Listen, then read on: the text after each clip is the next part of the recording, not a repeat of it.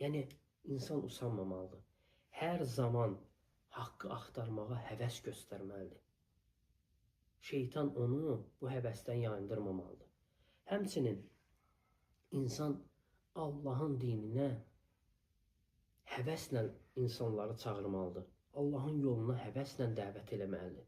Görürsən, dəvətçidir, dəvət eləyir və o yolda imtihanla rastlaşır, dəvəti tərk eləyir. Yox, heç bir qüvvə, heç bir çətinlik səni Allahın yolundan döndərməməlidir. Cənnət asan deyil. Sən dəvət elədiyin yol da ən şərəfli yoldur. Baxın, təkcə Nuh əleyhissalam 950 il Allahın dininə dəvət edib. 950 il. Və bu müddət ərzində Nuh əleyhissalam usanmadı. Həvəsdən düşmədi.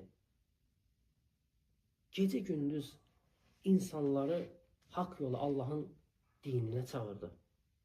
Həmçinin müsəlman elm almaqda hər zaman həvəs göstərməlidir.